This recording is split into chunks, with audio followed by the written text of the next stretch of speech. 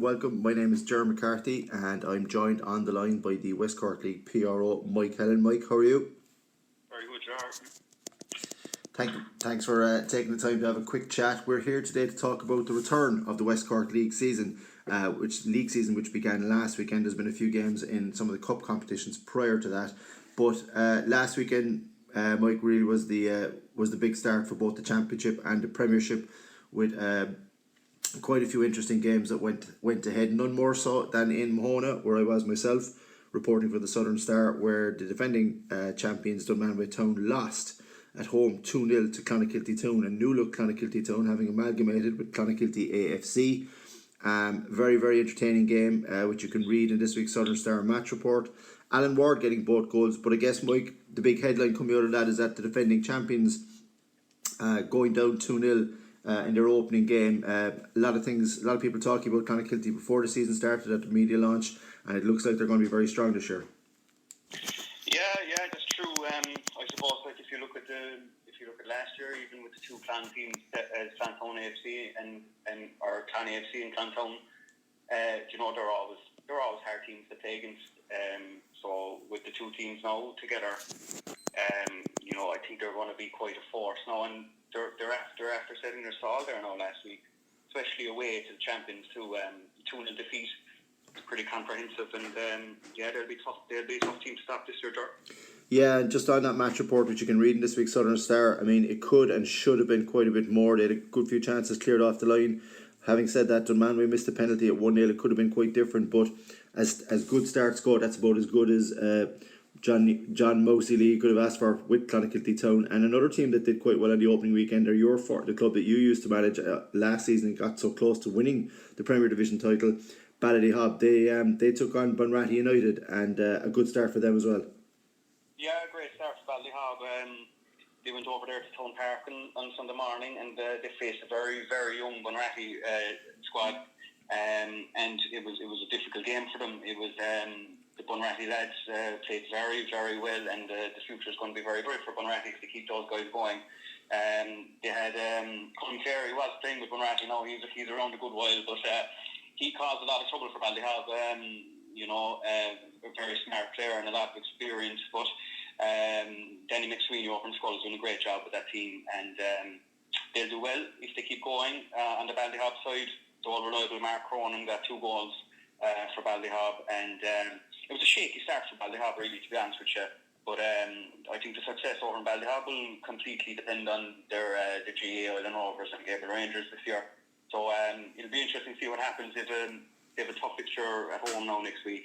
So we'll see how Ballyhob get on. But the interest is is well in Ballyhob, and it's they're raring to go. But as I said, it'll depend on their GA. Yeah. It will depend on GA for a lot of teams as well, but important to get off to a positive start like they did. One other fixture completed last weekend saw Toher Celtic, who won the Michael Cronin Cup by defeating Dunmanway at the start of the curtain raiser at the start of the season, and of course are coming off a fantastic season where they finally got their hands on the Beamish Cup after so long. But they were held by a team that I predicted would struggle this year in the Premier Division, and that's Lyre Rovers. Gerard Barrigan was part of that Lyre Rovers team. He got the goal there, and Kevin Cotter got on the score sheet for Toher. But I suppose, Mike, most people looking at that would have had that down as an away win based on what they'd seen from Toher at the end of last season and the start of this season. But Lyre Rovers, never easy to beat in Knoxca. Yeah, well, I suppose that's the beauty of the West Cork League.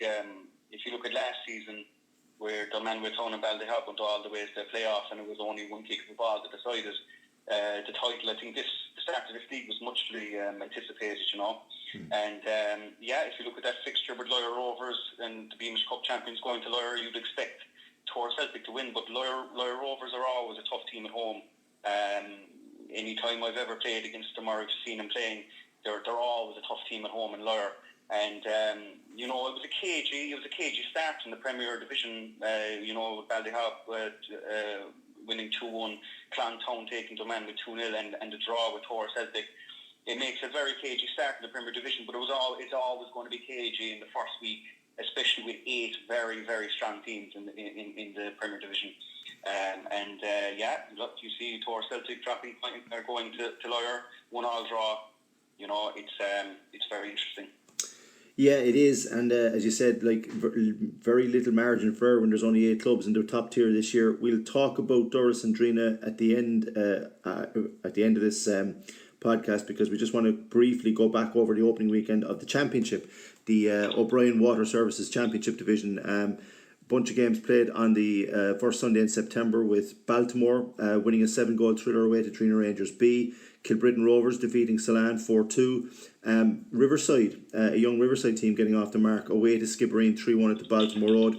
And I suppose one that immediately leaped out at me, and probably you as well, was Spartak Musgrove putting down an early statement of intent, winning 5-0 in Castletown, with Ty Ryan getting a hat-trick, Barnes O'Callaghan and Josh O'Donovan also getting on the score sheet. This Spartak team, Mike, I mean, most people expect them to go straight back up, and that's about as good a start as you can ask for. Absolutely, yeah. 5-0 win away to Castletown was a big statement in the championship. All right, yeah. Like, I suppose, look, Spartak Musgrove would be, one of the favourites to go up. But when you're looking at this championship is going to be an absolute treat, I think, this year. If you're looking around, we've got Kilbrittain there, Spartak, Nissen, Riverside, Skid. Baltimore had a great start. It's going to be very interesting. But Spartak there with 5-0 win away to Castletown, Ty Ryan there with 3 goals. It's a big statement for Spartak, and they're going to be very tough this year in the championship.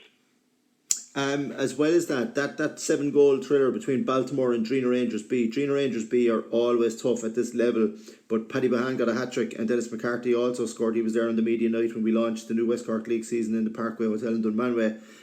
Paul Crowley getting a brace, Eamon Connolly, the fixture secretary, of course, the good man himself, also scoring. But good win away from home for Baltimore. Yeah, massive win, yeah, and it was very important for Baltimore to get this win.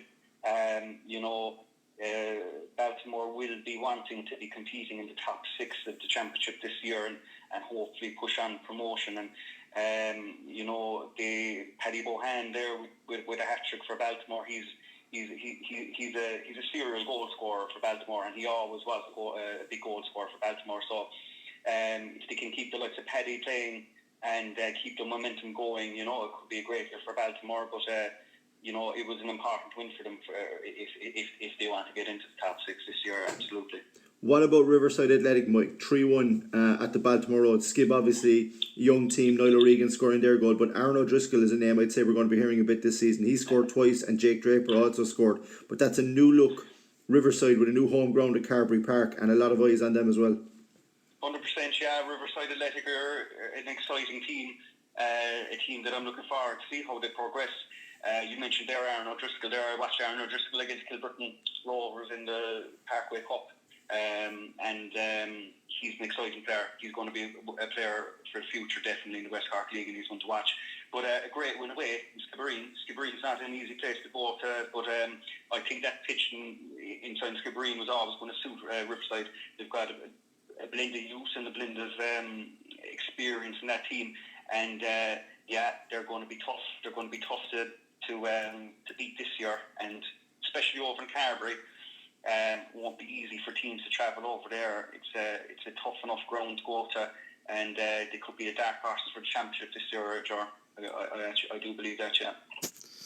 Very good, and I know you, like me, were delighted to see a new club formed in Kilbrittain and Kilbrittain Rovers in their second season now, and getting off to a nice start. Not a lot of people talking about them, but they won 4-2. Sean McCarthy, Donald McCormick, and Dennis, I'm doing him a disfavour here now, Diana Clee, I think is how he pronounces it, scoring for them in a 4-2 win over Salan. But again, a team that not a lot of people are talking about, but more than capable, if they get a bit of momentum behind them, of making a push there for the top 6. 100% sure, yeah. They're staying underneath the radar fairly nicely, Kilbrittain. Salan opening game with Salan, that wasn't an easy opener for Kilbrittain, and they came through there fairly well 4-2. They had a fairly good season last season for newcomers, and their captain Donald McCormick there, he scored a penalty, I think, if my memory serves me right. Yeah. And he's a big character. He's a big character for Kilbrittain in centre half. So they're going to be another tough team to beat. But that I think when we're talking about Baltimore and the Riverside and the Kilbrittains, all these teams have one goal in common, and that's promotion. Like, so it's going to be a dinger of a championship. And speaking of promotion, just finally in the recap for the O'BrienWaterServices.com Division 1, Castleac got off the mark with a 4-3 win at home to Dunmanway B in a midweek fixture. Jack Kelly twice, Paul Kelleher, Chris O'Donoghue for the hosts, and Ross Crowley, David Ring and Darren O'Donovan for Dunmanway B. I like the look of this Castleac team. They put a huge effort in off the pitch. As you know, at the moment they're moving to a new ground. A lot of good things happening at underage level, and they are one of the teams I would like to see challenging. But do you think they have enough quality to do so? Yeah, I think they do. I was watching them playing. I watched them against Skibbereen in the Parkway Cup over in Bandon, and they've got a nice balance, very nice blend. They've got a very good centre half, and Chris O'Donoghue, who's actually managing them, he's fairly sharp up front as well. So they'll be hard to handle. Fantastic win away to Dunmanway B. Hitting 4 goals. They'll have a home game this weekend, and they're actually away to Salan next weekend. But if they pick up 3 points there, it will be interesting. But they've got a lovely blend, and they're doing serious work behind the scenes in Castleac, and it all depends now to see how they get on when they go up to Salan. Salan's a tough ground for them to go to, so yeah, it'll be interesting to see how they get on. Right, so let's just take a quick preview of the games that are coming up this weekend. Let's start with the Premier HighSpecCars.com Premier Division. Bunratty and Dunmanway's game is temporarily postponed. Ballydehob are at home to Toher Celtic. Ballydehob looking to go 2 in a row, and Toher coming off a disappointing draw for them. How do you see that one going? It's going to be a very, very interesting tie. Ballydehob are a tough enough team to play at home, and not a lot of teams like coming to Rattravan, but saying that Toher Celtic dropped points away to Lyre last week, so they'll be coming for the 3 points. I think they'll be coming strong now on Sunday. I can see this probably going for a draw. I think it'll be another draw for Toher Celtic in Ballydehob. Very diplomatic of you, Mike. Clonakilty Town, a local derby with Lyre Rovers and Dara. We'd be expecting Clonakilty to win that, but then Lyre were not expected to hold Toher either. Yeah, 100%. How are Lyre on the road? I'm not too sure. It depends on who they bring with them. But the Clonakilty Town, after beating the champions 2-0 away in Dunmanway, they'll have their tails up in the air, and I can see Clontown winning it, but I think it'll be closer than people think. And finally, the one a lot of people will have eyes on, my tip for the title this year, Drina Rangers starting their campaign at home to last season's surprise team, one of the farm teams coming into the new league, newly promoted, 3 trophies in the cabinet, Doris at Cannon Crawley Park. I mean, that has the potential to be a cracker. It does. It has the potential to be a cracker. Very tough game for Doris now, an opening game away in Drina Rangers, but it's a game that they love. Look, I know Doris. They had an unbelievable year last year. The Premier Division is where they want to be, and I don't think there's a better opener for the likes of Tiger Sullivan and Doris. He'll be dying to go up to Drina on Sunday morning. And we all saw what Doris did to Drina Rangers in the Parkway Cup final in Dunmanway last year. No one expected it. They came out with a 2-0 win. So I wouldn't be one bit surprised if Doris come away with a point on Sunday. And I'll just briefly run down this weekend's O'Brien Water Services Championship Division 1 games. On Saturday night, Riverside host Mizzen AFC, who are making their season debut. But on Sunday, there's a full list of games. Ulta at home to Kilbrittain Rovers. Baltimore hosting Skibbereen in a derby at the Baltimore Road. Salan taking on Castleac. Dunmanway Town B will be at home to Castletown Celtic, and Spartak Musgrove have home advantage for the visit of Drina Rangers B. Any game that jumps out at you there? Riverside and Mizzen. And the Celtic and Kilbrittain Rovers, and the reason being for the Celtic and Kilbrittain Rovers is the Celtic, knocked out Doris in the Parkway Cup 1-0 at home. So it'll be very interesting to see how they get on against the Kilbrittain Rovers after a 4-2 win away from Salan. So definitely that's a tie that sticks out. Obviously the Riverside and Mizzen will be, I reckon that could be a cracker over in Carberry. Mizzen are a very, very strong team, very tough team to play against. But Riverside have their tails up now. Good 3-1 win away inside Skibbereen. Don't forget Mizzen beat the reigning Beamish Cup champions in the Parkway Cup after penalties. So they're going to be very tough. So those two fixtures are going to stick out well for me. Now you could look inside Skibbereen. You have Baltimore versus Skibbereen AFC. That could be very, very interesting. Skibbereen needs to get the points on the table, so that could be very, very tight tie there. Castleton Celtic away to Dunmanway B. Castleton Celtic need points. They'll be going to Dunmanway B now, trying to sort out what happened last week. But Dunmanway B won't be easy either, like scoring 3 goals against Castleac at home last Tuesday night. Musgrove and Trina B, at home with Spartak, it's very hard to see Spartak dropping points there. And Celan Castleac, I say it'll be a serious battle up in Celan. Celan need the points. Castleac, it'll be interesting to see how Castleac travel. Obviously they had a win against the Dunmanway B at the weekend, but it'll be interesting to see how they get on now up in Celan. Celan's a tough place to go.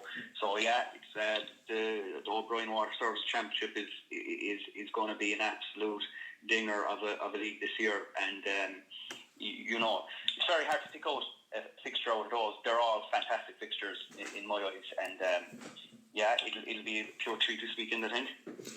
Right, Mike, that's all we got time for this week. Thanks for your time.